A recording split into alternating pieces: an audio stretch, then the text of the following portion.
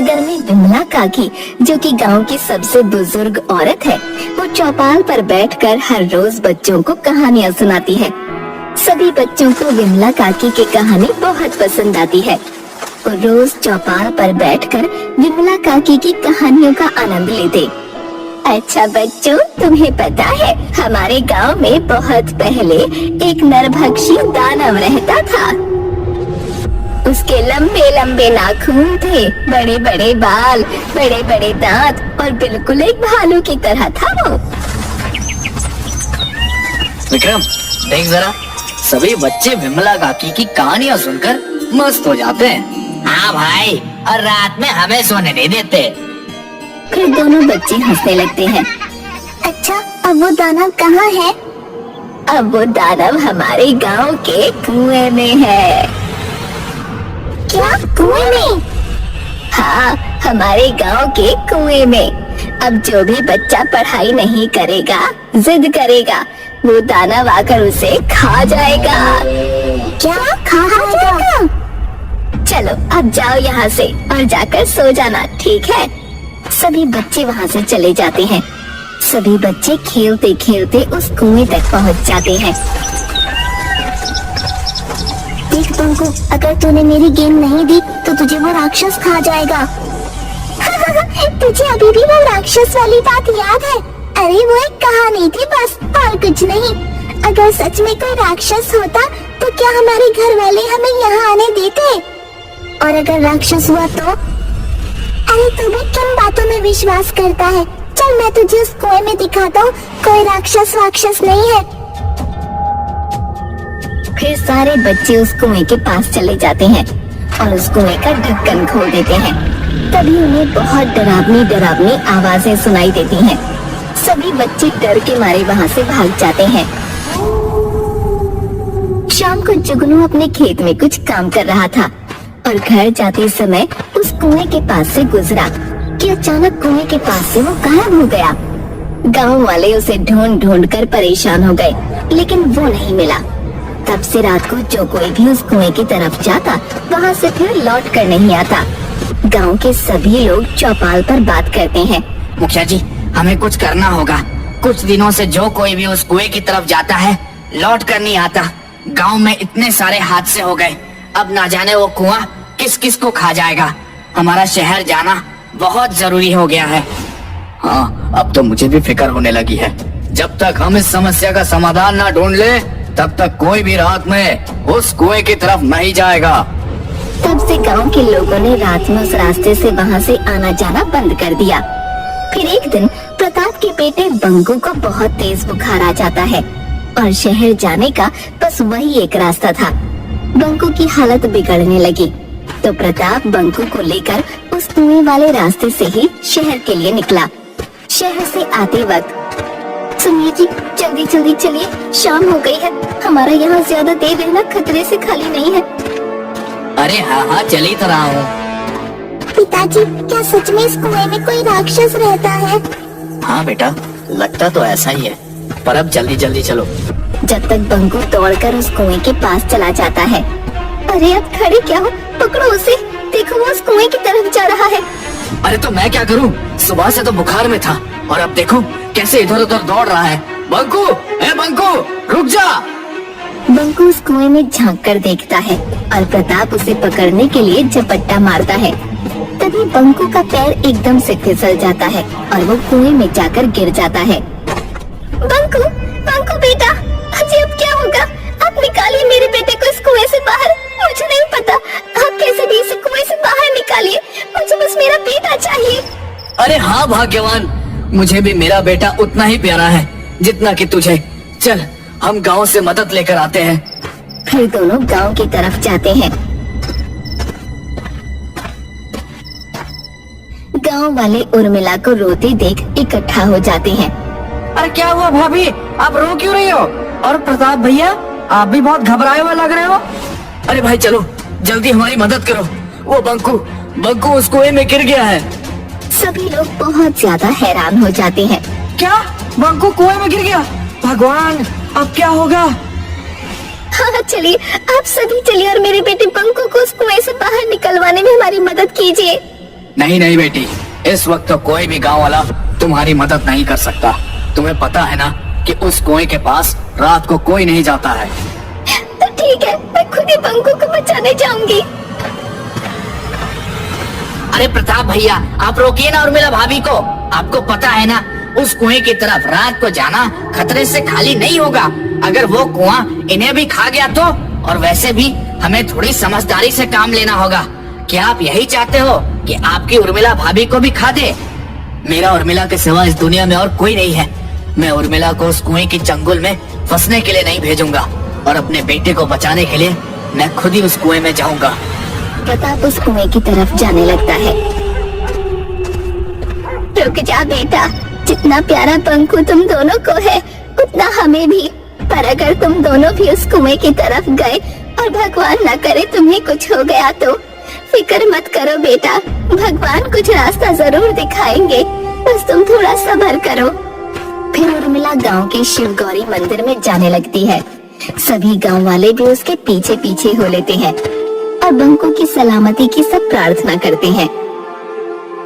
दूसरी तरफ बंकू, जो कि उस कुएं में गिर गया था, लेकिन किस्मत से उस दिन पूर्णिमा थी और वो राक्षस गहरी नींद में सोया था। अरे कुएं में किसी के खर्राटों की आवाज आ रही है। वो आगे चलकर देखता है,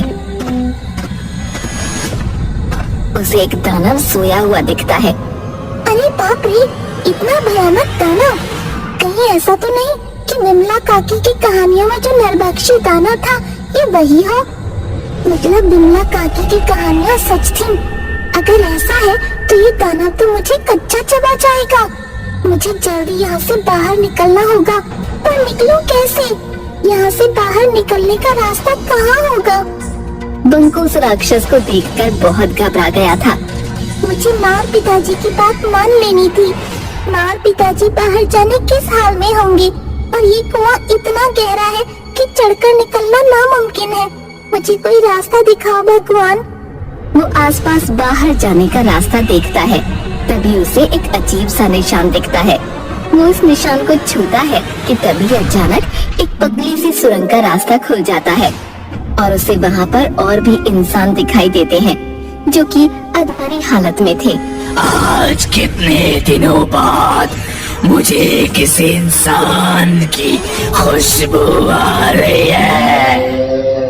तभी आहट सुनकर बंकू कहीं छुप जाता है। अरे बाप रे, अब मैं यहाँ से बाहर कैसे निकलूंगा? अरे वो पिशाच, वो यहाँ से कहाँ गया? तभी उसके पीछे से गुर्राने की आवाज आती है। हे भगवान, मेरी रक्षा करना। और पलटकर देखता है तो उसके सामने वो नरभक्षी दानव खड़ा होता है। आज तो मुझे एक और शिकार मिल गया। अब मैं जल्दी श्राप से मुक्त हो जाऊंगा।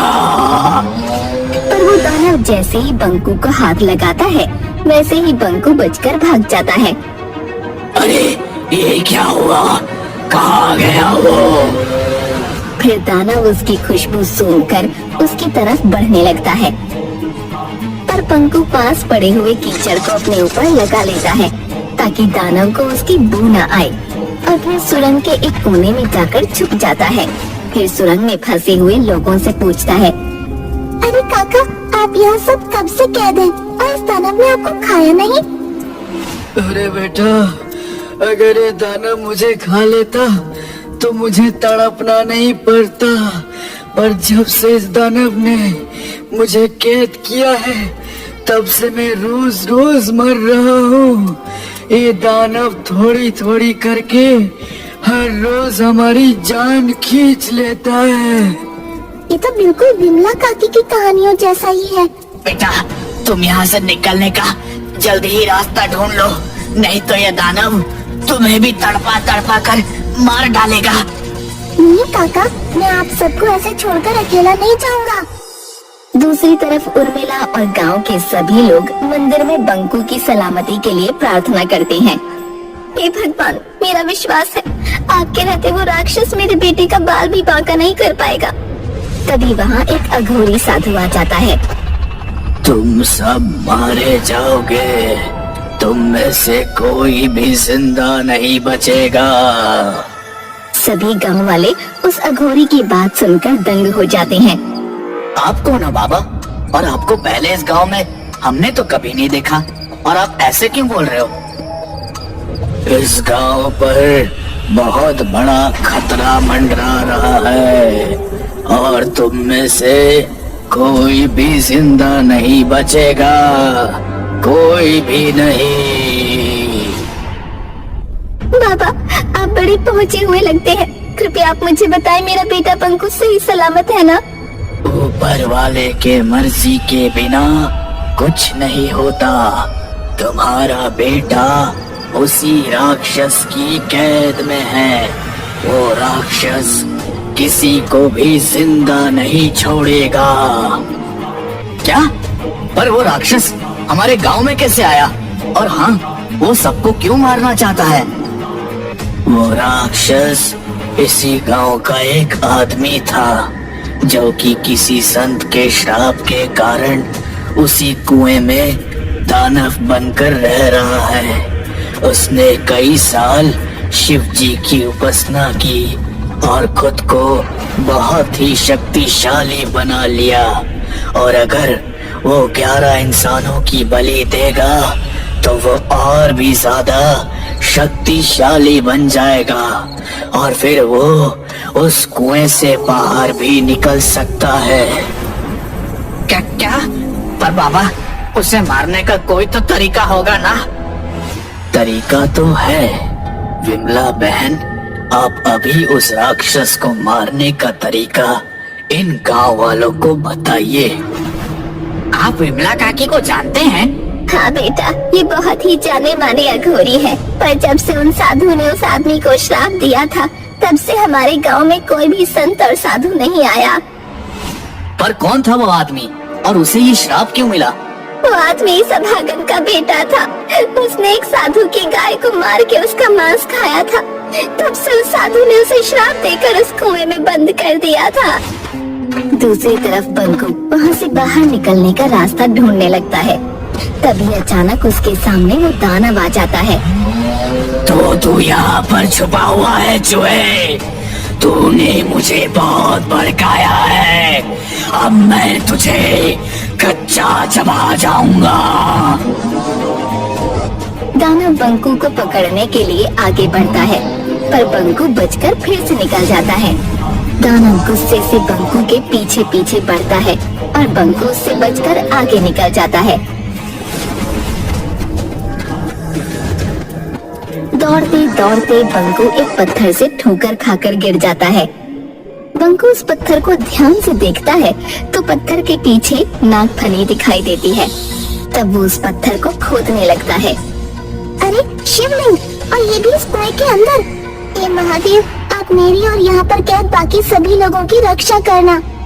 तभी दानव वहाँ पहुँच जाता है और वो उसके मुंह से आग के गोले बरसाने लगता है। बंकू बचते बचाते उस चट्टान के पीछे जाकर छुप जाता है जहाँ पर वो दानव सोया हुआ था, और दानव के आग के गोले की वजह से वो चट्टान टूट जाती है। उस चट्टान में से एक त्रिशूल निकलता है। उस त्रिशूल को देखकर दानव डर जाता है। अरे, इस त्रिशूल को देखकर ये दानव डर क्यों रहा है? तभी दानव फिर से आग का गोला बंकू पर फेंकता है, पर बंकू खुद को बचाने के लिए उस त्रिशूल को आगे करके आंख बंद कर लेता है और वो आग का गोला उस त्रिशूल से टकराकर उस दानव पर ही उल्टा पड़ जाता है। अरे, मतलब ये त्रिशूल मायावी है। इसका मतलब इस त्रिशूल से दानव भी मर सकता है। फिर बंकू उस त्रिशूल से दानव के ऊपर वार करता है। दानव दर्द से कराहने लगता है, पर वो मरता नहीं। अरे, ये दानव तो इस त्रिशूल से भी नहीं मरा। अरे हाँ, याद आया, विमला काकी ने एक बार उनकी कहानी में बताया था, अगर त्रिशूल से राक्षस की नाभि में वार करो तो वो मर जाएगा। फिर बंकू त्रिशूल निकालकर उस राक्षस की नाभि में वार करता है। वो राक्षस जोर जोर से कराहने लगता है और देखते ही देखते एक आदमी में बदल जाता है और कुएं में कैद सभी लोग ठीक हो जाते हैं। अरे, तुम इंसान कैसे बन गए? वो दानव बंकू को सारी बात बताता है और फिर उसे और कुएं में कैद सभी लोगों को बाहर निकालता है।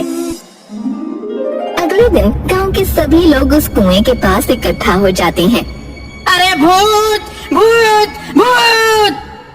अरे कहाँ है भूत? अरे वो देखो, उस बरगद के पेड़ में कुछ हलचल हो रही है। ये वही भूत होगा जो इंसानों को मारना चाहता है। तभी वहाँ से बंकू और कुएं में कैद लोग और विमला काकी का बेटा बरगद के पेड़ से बाहर निकलते हैं। गांव के सभी लोग बहुत हैरान हो जाते हैं। फिर बंकू गांव वालों को सारी बातें बताता है। विमला काकी अपने बेटे को गले से लगा लेती हैं। बंकू, आज तूने मेरे खोए हुए बेटे को फिर से लौटा दिया। मैं तेरा धन्यवाद कैसे करूं? रोज रोज नई नई कहानियां सुनाकर। और फिर सब लोग हंसने लगते हैं। फिर उर्मिला भी बंकू को गले से लगाती है। बंकू गांव वालों को बताता है कि कुएं के अंदर एक बहुत ही सुंदर शिवलिंग है। अगर उस कुएं के नीचे सच में कोई शिवलिंग है तो क्यों ना हम उस शिवलिंग को बाहर स्थापित कर दें? अरे हाँ, बहुत ही अच्छा सुझाव है। हम आज ही इस शिवलिंग की स्थापना का काम शुरू कर देंगे और एक शिव मंदिर भी बनवाएंगे। वहीं उर्मिला अपने पति को सही सलामत देखकर महादेव और देवी माँ का धन्यवाद करती है।